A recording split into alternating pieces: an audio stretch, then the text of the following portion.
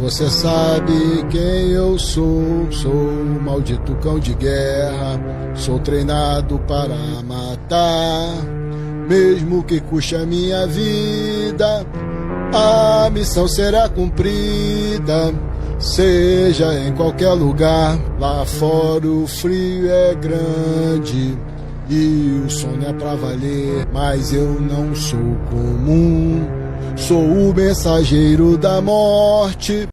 Aí eu li o livro do Frederic Forsyth, Cães de Guerra, e esse livro me inspirou, aí sim, né, me inspirou muito para escrever essa canção. Porque você sabe quem eu sou, sou um maldito cão de guerra. Sou treinado para matar, mesmo que custe a minha vida, a missão será cumprida, seja em qualquer lugar. Venho lá das profundezas da retaguarda do inimigo. Trago em minhas mãos o sangue, chacal, voraz e destemido. Por mais que tente me alcançar, mais perto da morte vai estar. Lá fora o frio é grande e a fome é para valer. Mas eu não sou comum, sou o mensageiro da morte. Posso provar que sou um forte, isso se você viver. Já estive atrás das cercas, tive meu corpo mutilado. Mas de lá eu escapei do opressor, me libertei. Eu sou aquele combatente que tem o rosto mascarado, uma tarja negra e amarela que ostento em meu braço, tem uma fibra de um imortal. Sou um combatente de elite, quem quiser que se habilite, sou Comandos, herói da nação. Então eu comecei a escrever a letra, mas eu não tenho dote nenhum de música, né? Então eu não encontrava ali os acordes para colocar, né? A música para colocar. Eu falei, porra, o que se assemelha mais, o que daria para encaixar? E eu sempre fui muito fã, né? Quem não gosta da canção do Expedicionário Brasileiro, dos Pracinha, né? Você sabe de onde eu venho, venho do Morro do Engenho, belíssima, né? Belíssima. Foi um consolo, né? Matava a saudade lá dos nossos pracinhas do Teatro de Operações lá da Europa, na Segunda Guerra Mundial, uma belíssima, a letra belíssima. E já teve gente que falou assim, pô, mas você plagiou? Não, eu nunca escondi que eu usei a melodia, nunca escondi isso. E nunca foi um desrespeito, pelo contrário, né? Todo o meu respeito, sempre respeitei muito, como não, né? Eu conheci vários deles, e era até uma forma de eu reviver essa canção, né? Comemorar e homenagear aqueles combatentes que fizeram tanto pela liberdade no mundo, né? Então a canção ela começa com uma pergunta, né? Você sabe quem eu sou? E aí começa ele mesmo, praticamente ele respondendo para ele, às vezes, ou respondendo para quem está de fora, né? Você sabe quem eu sou? Aí começam as perguntas e começa a resposta, né? Sou o maldito cão de guerra. Como eu falei, em 85 eu li o livro Cães de Guerra de Frederic Forsyth, né? E o livro ele começa lá com a frase gritar alerta e deixar gritar alerta e deixar passar os cães de guerra, que era uma citação, né, da peça, da tragédia de Shakespeare, do final do século XVI, lá, Júlio César, né? Cry havoc and let sleep the dog of war, né? Gritar alerta e deixar passar os cães de guerra. Esse cry havoc, né? Ele é um grito de guerra para matar, saquear e tudo. E o livro, belíssimo livro, né? Inclusive virou um filme aí, interpretado aí pelo Christopher Walken, maravilhoso filme duro, assim, né? O livro é excepcional, ele vai na essência dos comandos, né? Das operações, das ações de comandos, com detalhes ali que só o combatente mesmo que viveu aquilo ali conhece. Forsyth era um grande conhecedor desse meio. E o filme também ele não decepcionou, não. A interpretação ali maravilhosa do Christopher Walken, né, muito boa. Então, começa com como começou na obra do Frederic Forsyth, começou a minha canção, né, O Maldito Cão de Guerra. Aí continua, né? Sou treinado para matar, mesmo que custe a minha vida, a missão será cumprida, seja em qualquer lugar. Isso aí eu peguei o lema das Forças Especiais, né? Que é qualquer missão, em qualquer lugar, a qualquer hora, de qualquer maneira. Eu peguei o qualquer lugar e coloquei ali, né? Sou treinado para matar, mesmo que custe a minha vida, a missão será cumprida, seja em qualquer lugar. Então usei o tema aí, o lema, né? Das Forças Especiais Brasileiras. Aí vem lá das profundezas da retaguarda do inimigo, né? Aí já é o lema dos comandos, o máximo de destruição, morte, confusão na retaguarda profunda do inimigo. Profunda, né? Então vem lá das profundezas da retaguarda do inimigo. Trago em minhas mãos o sangue, chacal, voraz e destemido. E aí eu vou na canção das Forças Especiais, né? Depois eu tenho uma história, né? Eu vi a gênese dessa canção, né? Mas isso aí deixa para um outro momento. Eu pego a canção do 1º Batalhão de Forças Especiais, na verdade, a distância, a saudade e a dor me transformam em lobo feroz. Aí eu peguei chacal, né? Só troquei o bicho aí, mas voraz tanto quanto, e coloquei na letra. Aí vem, por mais que tente me alcançar, mais perto da morte vai estar. E é por ironia, né? Então tem uma provocação aí, ó. Se tentar me achar, mais perto da morte vai estar. Por ironia, né? Lá fora o frio é grande e a fome é para valer. Depois muita gente canta e o sono é para valer. Eu até às vezes eu cantei dessa forma, o sono, mas é a fome. A letra original é a fome, que é a realidade do aluno do curso de comandos, né? Está sempre com muito frio e com muita fome, né? Então eu coloquei dessa forma. Mas eu não sou comum. Aí já é o aluno falando para ele mesmo: eu estou com fome, eu estou com frio, eu estou cansado, mas eu não sou comum. Eu sou um candidato a conquistar minha caveira, né? Aí é o aluno falando para ele mesmo, né? Sou o mensageiro da morte, né? E aí eu volto para o lema dos comandos, né? O máximo de morte, destruição na retaguarda profunda do inimigo. Então, morte e destruição, né? Sou o mensageiro da morte. E aí posso provar que sou um forte, isso que você... Posso provar que sou um forte, isso se você viver, né? Volta novamente a ironia ali, né? Tipo assim, quer pagar o preço? Eu posso provar. Mas quer pagar o preço? Então ficou mais uma ironia ali, meio que um desafio. Já estive atrás das cercas. Antigamente tinha uma coleção de revistas, eu tinha essa coleção, comandante da companhia também de ações de comando, Coronel Ramos, depois foi até trabalhou no governo Bolsonaro, ele era comandante de companhia, ele tinha também essa coleção de revistas muito boa, chamada Guerra na Paz, muito boa, e tinha uma matéria que foi muito interessante quando eu li, que chamava Por Trás das Cercas, né, que contava a história principalmente dos prisioneiros do Vietnã, tal. Muito legal. E eu me inspirei nisso, né? Já estive atrás das cercas, usei lá o texto da revista, né? Da revista Guerra na Paz, muito boa. Inclusive, se procurar, e tem muita gente que ainda tem essa coleção. E eu perdi lá há muito tempo. Tive o meu corpo, atrás das cercas, né? Tive o meu corpo mutilado, mas de lá eu escapei. Então, entra ali aquilo que todo combatente de comandos ele sabe, quando ele vai para a missão, é a morte ou o cativeiro. Então, vai morrer ou vai para o campo de concentração. Não tem jeito, não tem. Normalmente as missões são assim. E aí entra do opressor me libertei. Depois, né, da morte, o cativeiro, ele é preso, aí do opressor me libertei. Aí é uma alusão aí ao lema das Forças Especiais Americanas, de Oppressor Liber, né, que eles usam lá no distintivo deles, é o símbolo deles, né?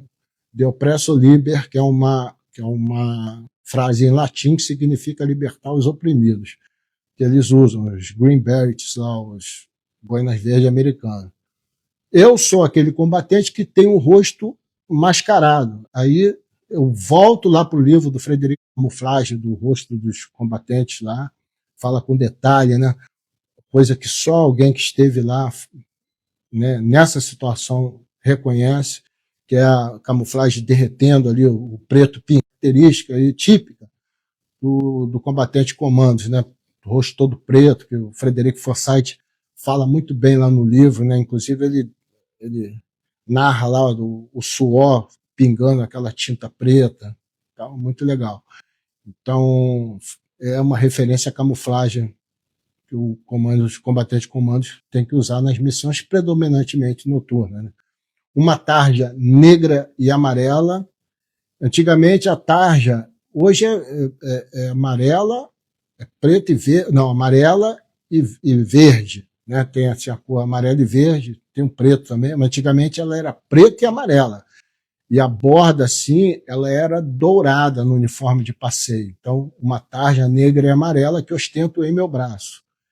Aí, antigamente a gente usava no direito, eu não sei se mudou alguma coisa, né? Era a caveira do lado esquerdo, né? O distintivo com a caveira do lado esquerdo do gorro, e a tarde aqui eu estou com a câmera virada, mas isso aqui é o meu braço direito, no ombro direito, né? Tenho a fibra de um imortal, e aí eu fui no filme lá, Highlander, que estreou em 86, se eu não me engano, né? O Guerreiro Imortal estreou aqui no Brasil, interpretado aí pelo Christopher Lambert, né? Com a trilha sonora do Queen, filmaço, é um cult, né? Baita de um filme, que é o cara era imortal, né? Só se cortasse a cabeça, Highlander, né? Eu coloquei, tenho a fibra de um imortal. Uma alusão aí à imortalidade do combatente, né? Sou um combatente de elite, aí sem novidade, né? Quem quiser que se habilite, aí eu grito, isso aí é um grito de provocação. Quando chega nessa parte da canção, há um grito. Quem quiser que se habilite, aí gritava, quem quiser que se habilite, né? Uma provocação, uma incitação também, né? Sou Comandos, herói da nação. E aí, para eu fechar a canção, caramba, como é que fecha, né? Chegar é fácil, fechar que era difícil. E eu não encontrava uma frase assim, eu falei, vai ficar um pouco pega, né? Mas vai ser esse troço mesmo. Sou Comandos, herói da nação. Tá aí explicada a canção, tá? Guardem aí, a partir de agora, não é segredo para mais ninguém, tá no livro, se alguém quiser ali ter o documento, essa canção tá no meu livro. Marco Antônio de Souza nasceu na cidade do Rio de Janeiro em 21 de dezembro de 1964, terceiro dos 9 filhos do casal Jorge de Souza e Ramira Leôncio de Souza. Seu pai era zelador de uma unidade do Senac em Copacabana e era num diminuto cômodo naquelas instalações que a família residia. Seu pai, um homem criado no campo, ansiava por deixar a cidade com a família e, após conseguir comprar um pequeno terreno às margens do quilômetro 32 da antiga rodovia Rio-São Paulo, ia para lá de bicicleta todos os fins de semana para construir sozinho a futura morada. Ao concluir a obra, o pequeno Marco Antônio mudou-se para lá com os pais e os irmãos, e naquela época teve com o pai, que havia servido o exército como paraquedista, as primeiras lições de tiro com uma carabina de ar comprimido.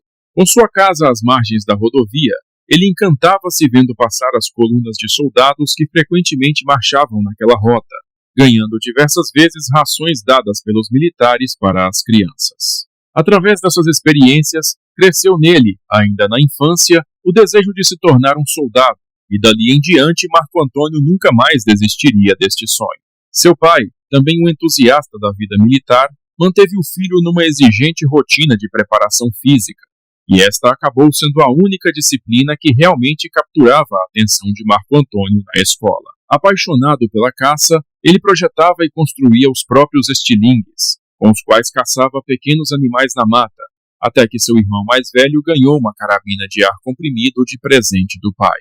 Furioso com a falta de interesse do irmão pelo presente, ele tomava a carabina sempre que o irmão se afastava, e com ela desenvolveu habilidades avançadas de tiro de precisão, sempre praticando e aprendendo sozinho, e sua fama de exímio atirador já se espalhava por seu círculo de amizades. Foi dessa maneira que, aos 18 anos ainda incompletos, em 30 de junho de 1982, Marco Antônio se apresentou à Junta de Alistamento Militar na Baixada Fluminense e voltou sorridente para casa com o documento de alistamento em mãos. No dia 3 de fevereiro de 1983, o soldado Marco Antônio foi incorporado ao 25º Batalhão da lendária Brigada de Infantaria Paraquedista, sediada na Vila Militar, onde passou a servir no pelotão de apoio da 1ª Companhia de Fuzileiros Paraquedistas. Já na primeira instrução de tiro básico, sua invejável precisão chamou a atenção do sargento instrutor, que então destacou-o para compor a equipe de pentatlo da unidade. Após a prática de salto da torre, Marco Antônio entrou pela primeira vez no compartimento de carga de um DHC-5 Buffalo, realizando com perícia os 4 saltos qualificatórios do seu treinamento básico, concluindo o estágio em 4 de maio e sendo declarado paraquedista militar número 38.327. Certo dia, de serviço no pátio do batalhão, Marco Antônio voltou seu olhar para cima, onde no corredor do 2º andar do pavilhão, uma curiosa figura chamou-lhe a atenção. Um oficial do exército, com um uniforme impecavelmente aprumado, apoiava-se no parapeito e em sua cabeça carregava um gorro preto, com um distintivo em formato de caveira. O intrigado soldado então arguiu seu cabo sobre o significado daquele símbolo. O cabo sorriu com desdém, respondendo-lhe: "Aquilo é algo que você nunca vai ser. Forças especiais. É só para sargento e oficial."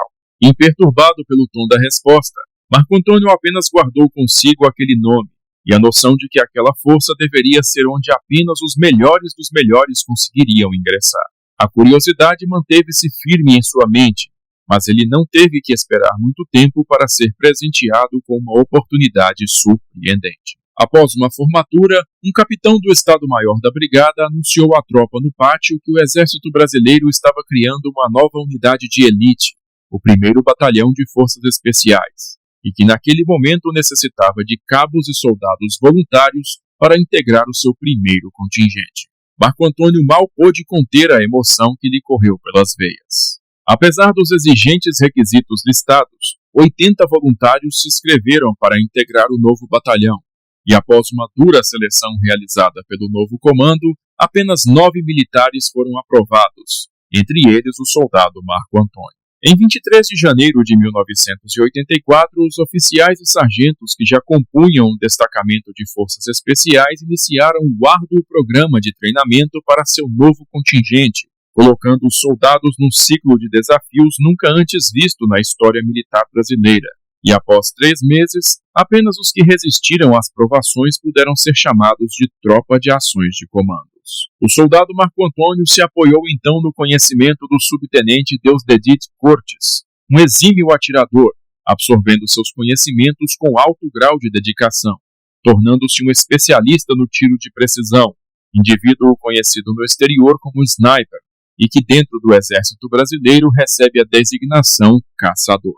A partir de 1987, quando foi promovido a cabo, por 4 anos consecutivos, Marco Antônio foi o melhor atirador da brigada, recebendo várias menções elogiosas nos despachos da unidade, e em 1988 passou a ser orientado pelo então tenente Roberto Criscuoli, outro campeão de tiro de precisão que teria longa carreira nas Forças Especiais. Num período em que a doutrina do Batalhão de Forças Especiais ainda estava em desenvolvimento, a unidade recebeu um novo comandante, o tenente-coronel Álvaro Pinheiro, que promoveria uma verdadeira revolução nos métodos e práticas dos comandos brasileiros. No começo de 1989, o coronel Álvaro implementou a pista de combate em localidade, uma área urbana de treinamento que passou a capacitar os comandos brasileiros em operações de contra-terrorismo, e Marco Antônio realizou lá diversas demonstrações para delegações estrangeiras e nacionais. Naquele mesmo ano chegou para a avaliação um lote de fuzis alemães Heckler & Koch PSG-1 no calibre 7,62,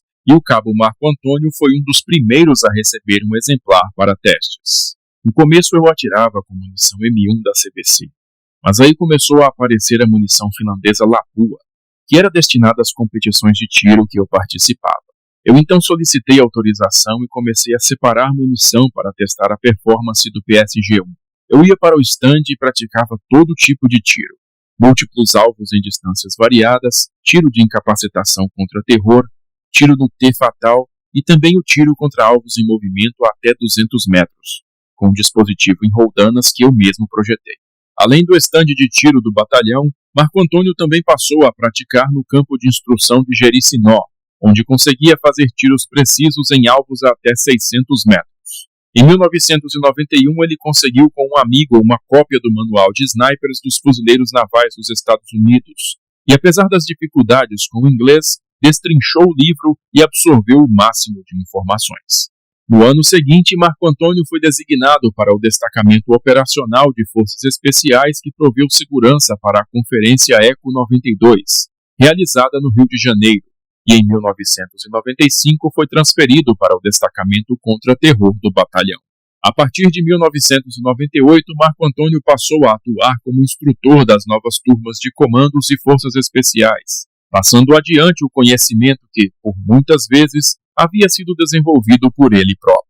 Naquele ponto da sua carreira militar, o cabo Marco Antônio poderia ter apenas ficado conhecido como um memorável instrutor de comandos, mas o destino reservava uma grande mudança em sua trajetória, fruto de eventos que aconteciam bem longe dali.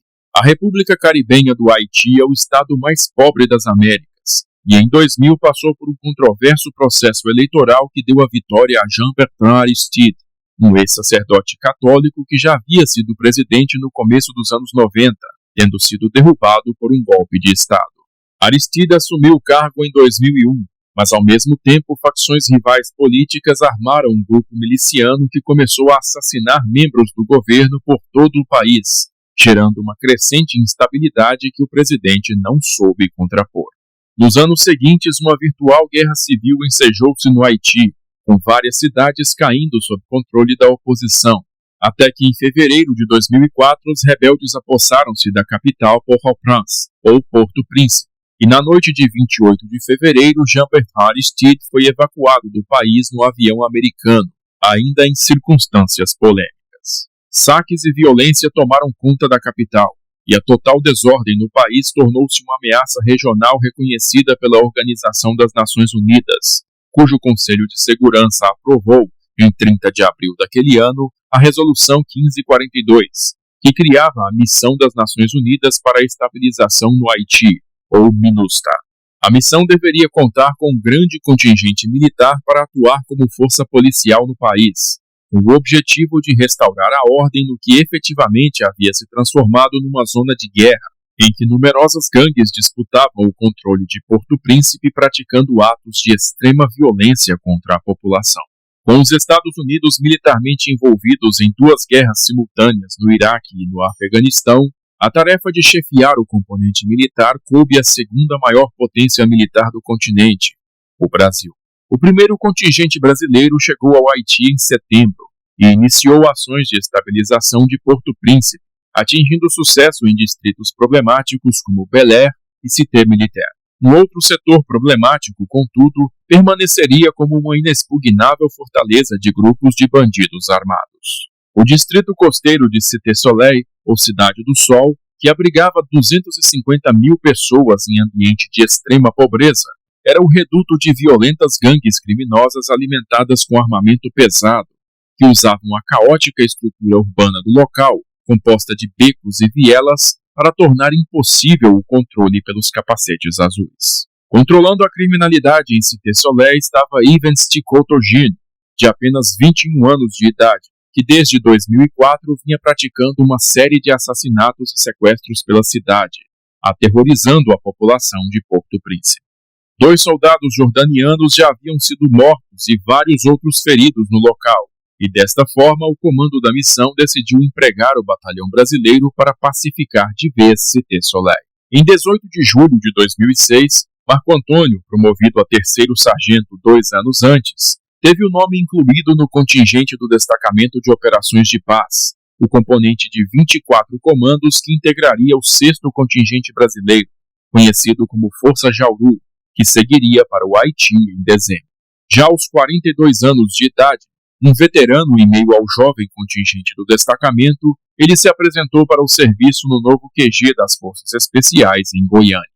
Eu me apresentei no corpo da guarda, mostrando meu documento e dizendo que iria integrar o DOPAS. Eles se olharam com uma cara meio incrédula, e muitos ficaram reticentes quanto à minha presença lá. Eu sabia que tinha que fazer o meu melhor para gerar confiança nos companheiros. Então eu fiz todo o adestramento sempre carregando o equipamento completo. Colete, capacete, mochila de assalto, cantil, munição, tudo. Só tirava o equipamento na hora do almoço e do sono. Isso faz toda a diferença. Quando se chega na missão, nada te incomoda.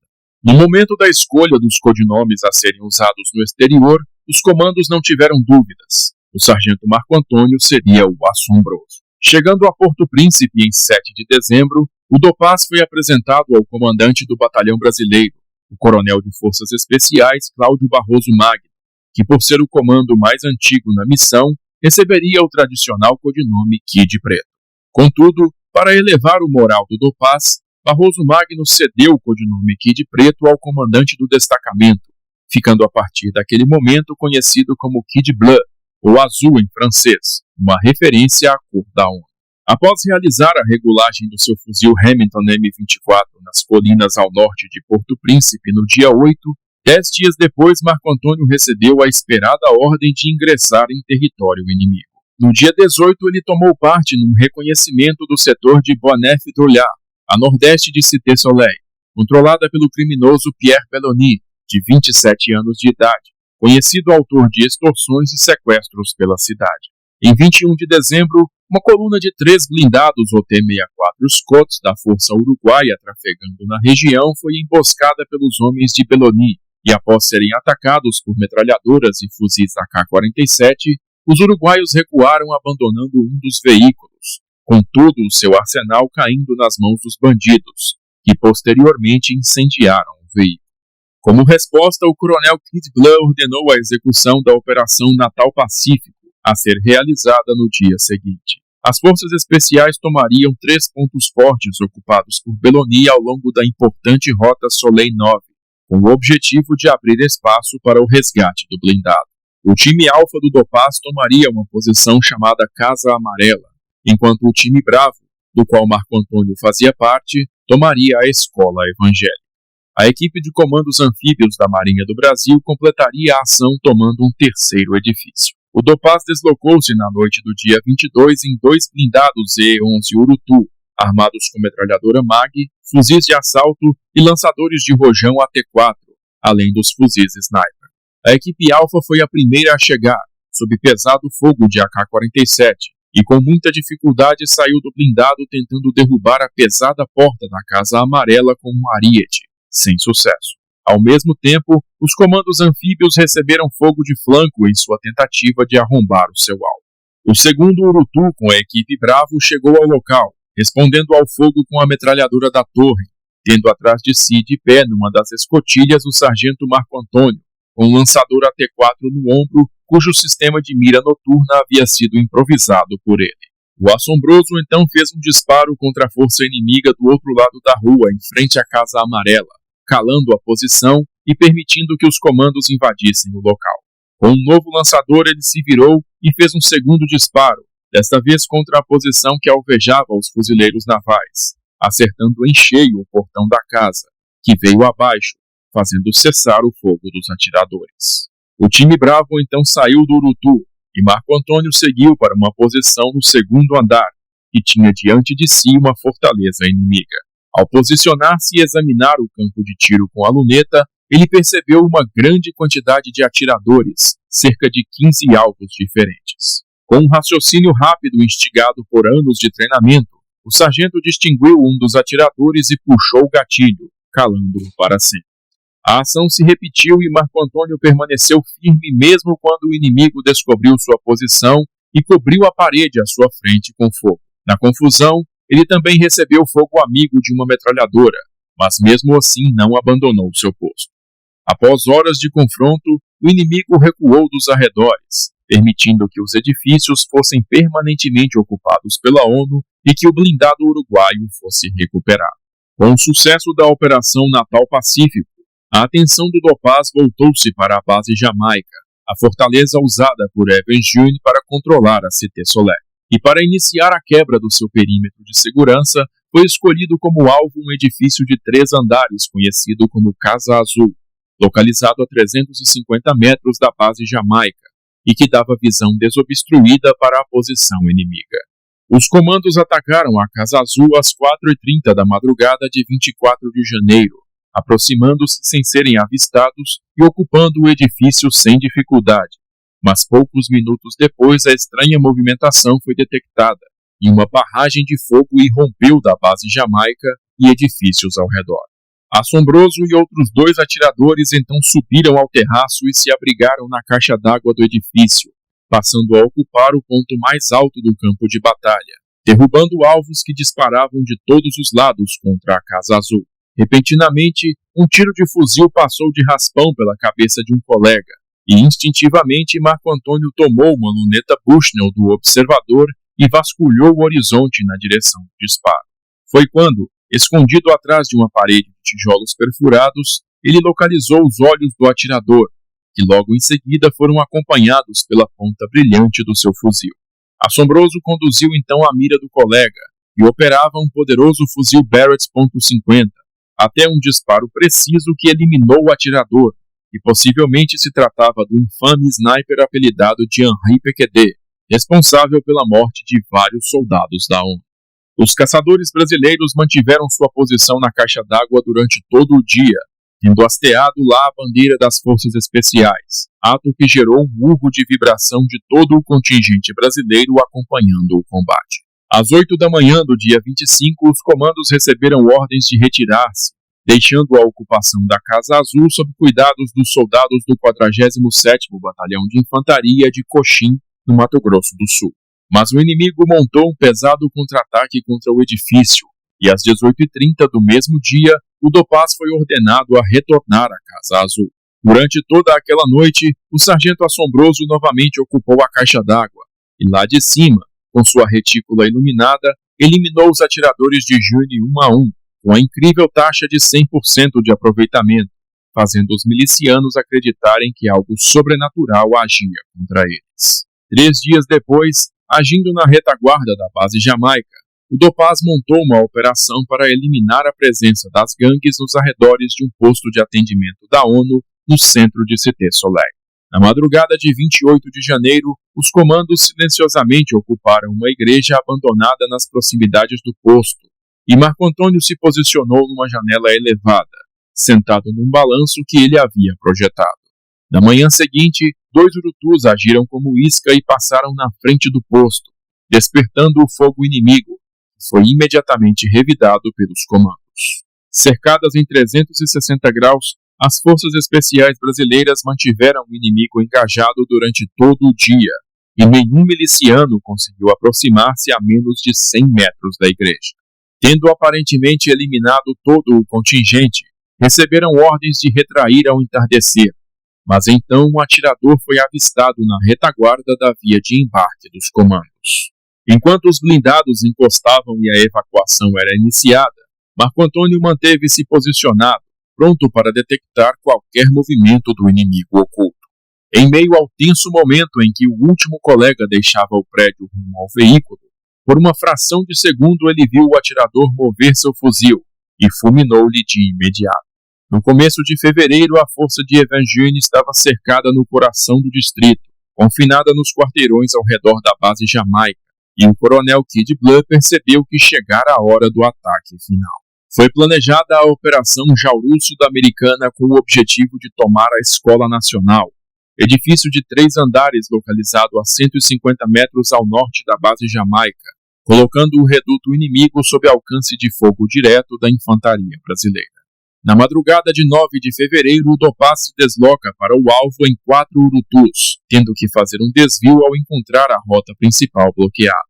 Com a força avistada no caminho, os comandos começam a receber fogo, que é respondido pelas metralhadoras das torres dos blindados. Imediatamente após os veículos pararem de frente ao alvo, o sargento Assombroso desceu com um fuzil de assalto M4 e fulminou um atirador armado com AK-47 sobre o muro da escola.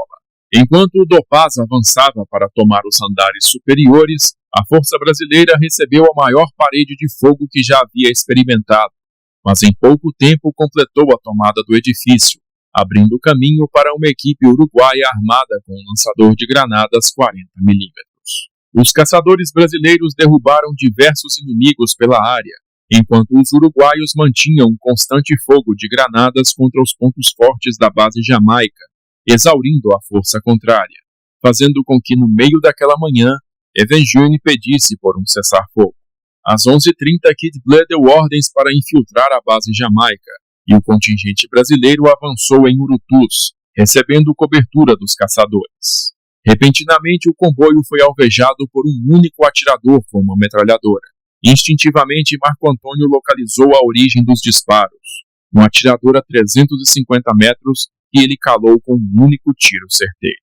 O disparo preciso do Assombroso concluiu a ação, e a tropa brasileira ingressou na fortaleza inimiga, onde encontrou uma grande quantidade de armas, munição, veículos e outros bens, que foram confiscados ou destruídos. Com a destruição da base Jamaica, a resistência organizada em Cité Soleil foi dissipada, e somente ações de pequenas gangues seguiram nos meses seguintes, sendo eliminadas uma a uma pela Força de Pacificação.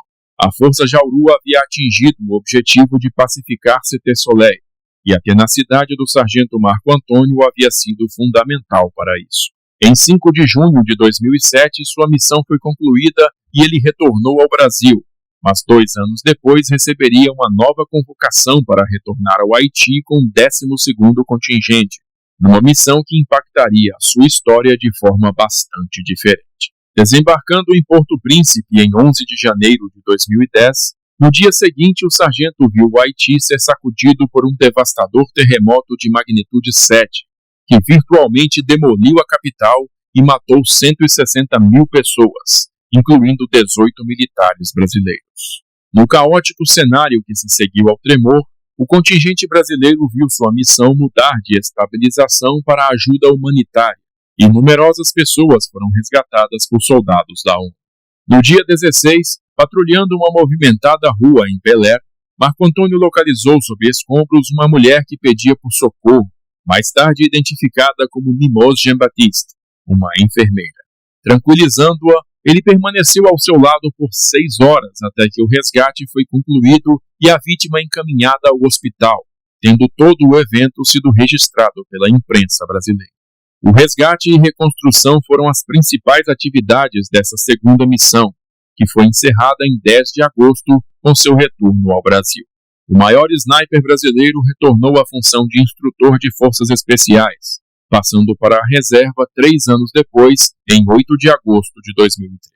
Embora os números oficiais sobre o seu total de abates permaneçam ainda em sigilo na documentação do Exército, o sargento Marco Antônio é reconhecido como tendo, de longe, o maior score pessoal entre os atiradores brasileiros, tendo seu retrato com a inscrição 01 exposto no Centro de Instrução de Caçadores de Forças Especiais, marcando o lugar do Assombroso no pódio da história militar brasileira. Posso provar que sou um forte, isso se você viver. Já estive atrás das cercas, tive a carcaça mutilada, mas de lá eu escapei.